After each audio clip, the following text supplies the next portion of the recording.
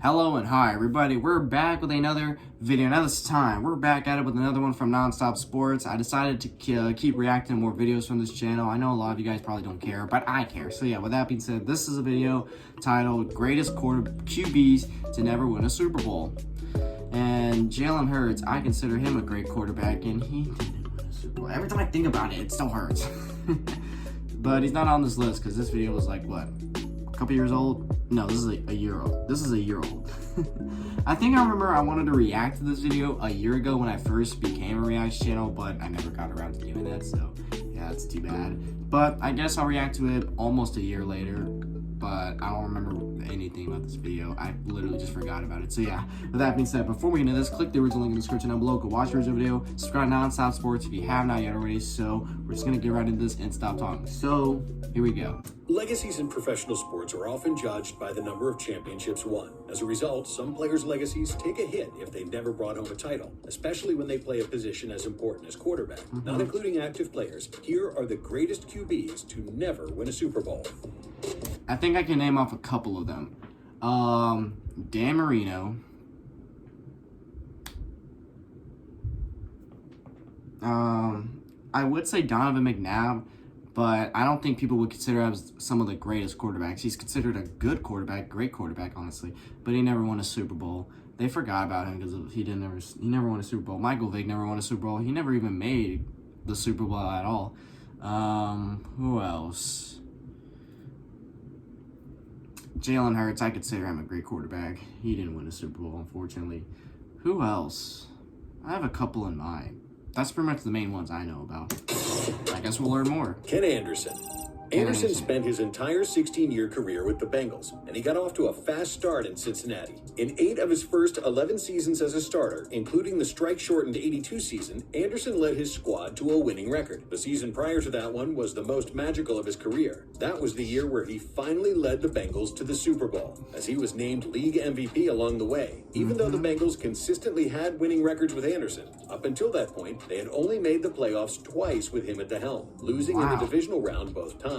So it meant that much more that they were finally able to go on a postseason run, but they ended up losing to the 49ers. In the aforementioned strike-shortened season the following year, Anderson set an NFL record for season completion percentage at 70.6, and that record stood for nearly 30 years until Drew Brees broke it in 2009. After the Bengals lost in the wild card that year, the team never made it back to the playoffs before Anderson eventually retired after the 86 season. Even though Anderson finished with a career 91-81 record as a starter, his Bengals only made the playoffs 4 times. He consistently won, but was just a bit unfortunate with somehow not making the playoffs, going 10-6. He was with the Bengals 16 seasons or years and only made the playoffs 4 times? That's sad. On multiple occasions. Michael Vick. While you can wonder what could have been with a countless number of players and teams over the years, especially with great quarterbacks who never won a ring, that question may not be more relevant than when it is thinking about Vick's career. Here you had a Michael Vick's literally one of my favorite players of all time. Guy who was on top of the NFL world, and it all suddenly came crashing down right in the middle of his prime. The way he landed that arm, I'm just afraid that it will just break.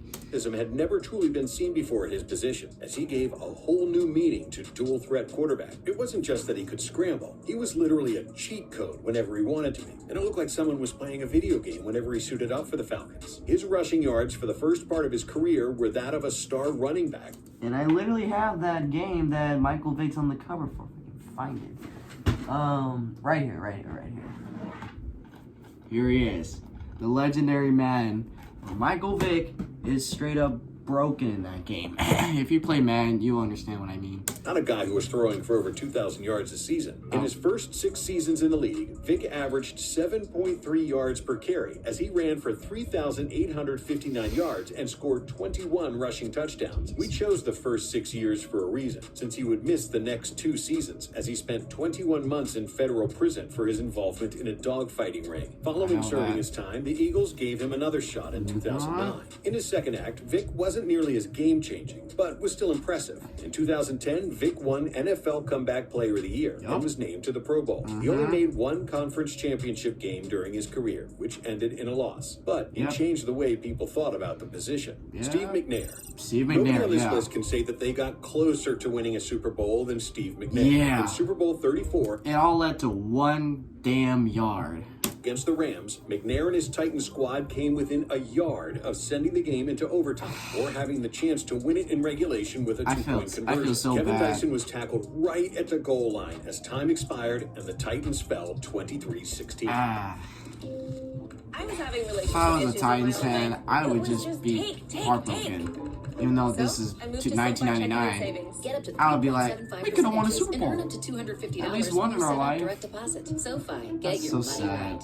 For McNair, that ended up being the first and last time he would play on the NFL's biggest stage. But that wasn't necessarily his fault, as his numbers were about as solid as they come. He finished with over 31,000 career passing yards, 174 passing touchdowns, 37 rushing touchdowns, and was named co-NFL MVP with Peyton Manning in 2003. His career was on the shorter side for a great QB, as he only played 13 seasons, spending his final 2 years with the Ravens after being exclusively with the Titans, formerly known as the Oilers, for the first 11. McNair's last real chance at a ring came in 06, when he led Baltimore to a 13-3 regular season record before losing to the eventual Super Bowl champion Colts in the divisional round. He retired after the following season. With Dan no Fouts. rings. Dan While Fouts. some people are now familiar with Fouts from his days as a broadcaster on CBS, the reason he had that job was because he was a great quarterback back in his day. Playing in the 70s and 80s, Fouts was putting up numbers that may seem average today, but were far from it back then. For 3 consecutive seasons from 79 to 81, he threw for over 4,000 yards, which nobody was consistently doing at the time. In fact, he became the first player in NFL history to throw for 4,000 yards in 3 straight years, and his 4,802 passing yards during the 81 season set an NFL record at the time.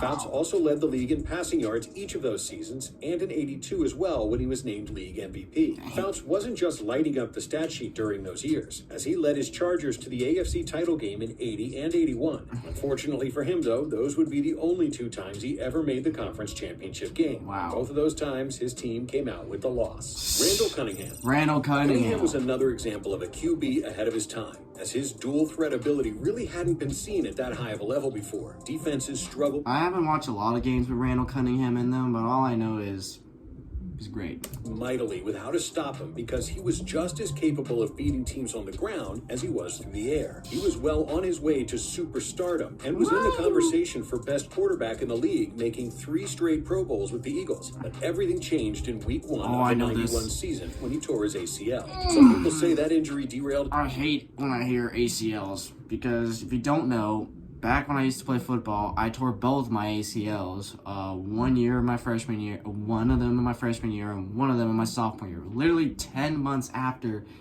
I had this knee torn. So it's very sad. So every time I hear ACL, even related, I just like, kind of ticks me off. His career, because even though he eventually came back from it, he just didn't seem to have the same electricity and explosiveness as before. He retired relatively early at just age 33 after the 96 season, but then came back for a stint with the Vikings after taking a year off. That year off did something to Cunningham, because in his second year in Minnesota, he led the Vikings to a 15-1 regular season record, while throwing for 3,704 yards and 34 touchdowns with just 10 interceptions. That was supposed to be his time to finally win it all and complete the ultimate comeback story, except the Vikes ended up blowing a late lead against the Falcons in the NFC title game before losing in OT. To this day, Eagles fans can regularly be seen wearing Cunningham, Kelly Green, number 12 jerseys to games. I literally have a Randall Cunningham t-shirt, a light green one, literally in my closet. I got it like a month or 2 ago. I still love that shirt. It's bright green. It looks amazing. And there is no harder fan base to earn the admiration of than Philly fans. So the fact that they love him that much all these years later speaks volumes about it. Warren Moon.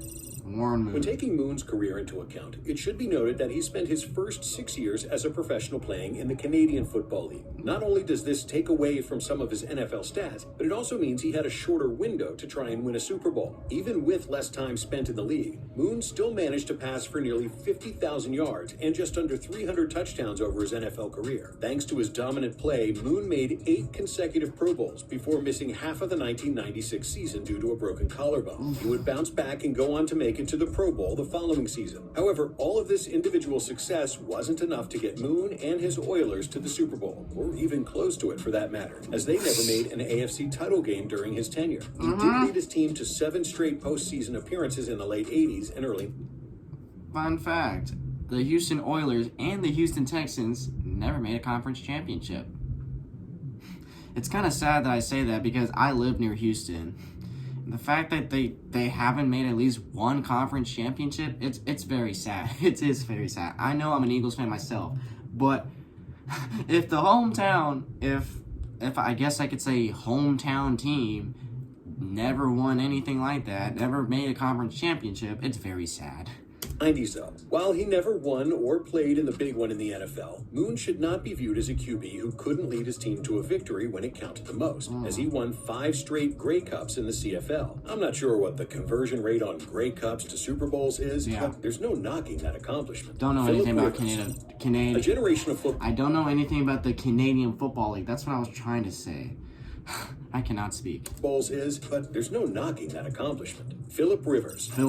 A generation of football fans grew up watching Rivers battle so hard with the Chargers and often get so close to winning, only to have it end up with him taking his helmet off in disgust after suffering a late game defeat. Rivers was the Chargers starter from 2006 to 2019, and the team was always competitive with him at the helm. From 2006 to 2014, the Chargers only had one losing season in that stretch, and it was barely one, as they finished with a 7-9 record in 2012. Even though they did plenty of winning in the regular season thanks to Rivers' play, they could never seem to get over the hump in the postseason. Part of this can be attributed to playing in the same conference as 2 of the greatest QBs of all time in their prime with Peyton Manning and Tom Brady. The closest Rivers ever got to the big game was in his 2nd season as a starter, when he led his squad to the AFC title game before running into the buzzsaw that was the undefeated Patriots. He played in this game after tearing his ACL. Yeah, he tore his ACL the week prior and still decided to play.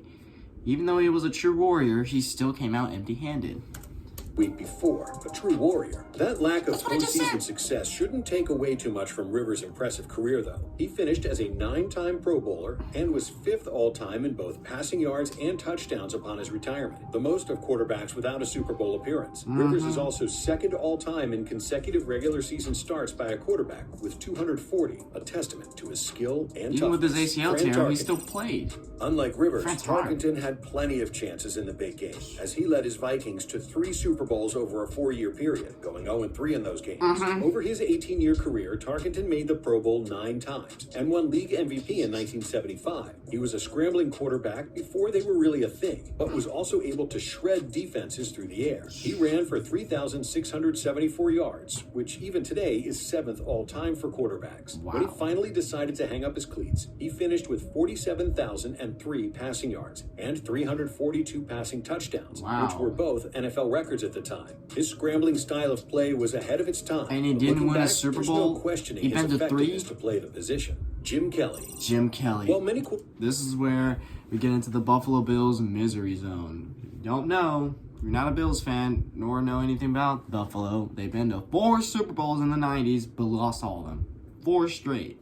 Lost all of them. If I was a Bills fan and found out about that, I'll be banging my head on the wall. Quarterbacks on this list struggled to even get close to winning a Super Bowl. Jim Kelly was the complete opposite. It was almost as though the football gods were teasing Kelly and members of the Bills Mafia, treating them like Charlie Brown trying to kick a football. Kelly led Buffalo to 4 consecutive Super Bowls. And as you know, since he's on this list, the Bills went 0-4 in those games.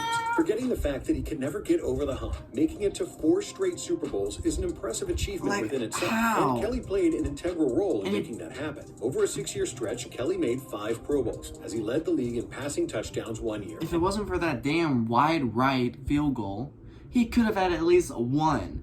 At least one. Like, Bills fans would be at least happy with 1 ring. But 0, really? Completion percentage in another. That's As the just bad maestro luck. behind the famous K-gun no-huddle offense, he and the Bills revolutionized the strategy of going up-tempo and not letting opponents sub-on defend between plays. For Kelly and the Bills, that 4-year stretch in the early 90s will always haunt them. That run is also why he will always be a Buffalo icon. Dan Marino. Dan Marino. Marino spent his entire 17-year career in the 305 with the Dolphins, and despite holding numerous NFL records, he only played in 1 Super Bowl. His illustrious career got off to a fast start, too, as he won the NFL's MVP award in just his 2nd season in the league. It was the same year where he would make his lone appearance in the big game after leading his team to a 14-2 regular season record. Following Miami's 38-16 defeat to the 49ers in the Super Bowl, everyone assumed Marino would be back in no time. Coming off an MVP season where he shattered 6 league records, why would anybody think otherwise? Well, those people were wrong, as Marino would actually go on to only make 1 other AFC title game the rest of his career. The lack of team success was not Marino's fault, though, as he enjoyed plenty of individual success. At the time of his retirement... Yeah, it's not even his fault. Like, I saw this whole video that another channel made about Dan Marino going over why he never won a Super Bowl, and it explains a lot. Poor defense and no team success. Marino held more than 40 NFL single-season and career passing records, and he was the first player in league history to reach 50,000 and 60,000 career passing yards, respectively, and 400 career touchdown passes. Wow. Oh, a couple of those quarterbacks, I'm just like, man, they deserve a ring. Dan Marino, Jim Kelly, Randall Cunningham, man, Donovan McNabb, to be honest. And who else is on this list? Like, all these quarterbacks honestly deserved a ring at least. Steve McNair, Michael Vick, obviously. Damn. Anyways, guys, if you enjoyed this video, be sure to give this video a like. New to the channel, be sure to subscribe to Age on the Family, and I'll catch you guys later in the next one whenever I start doing that. So, take care.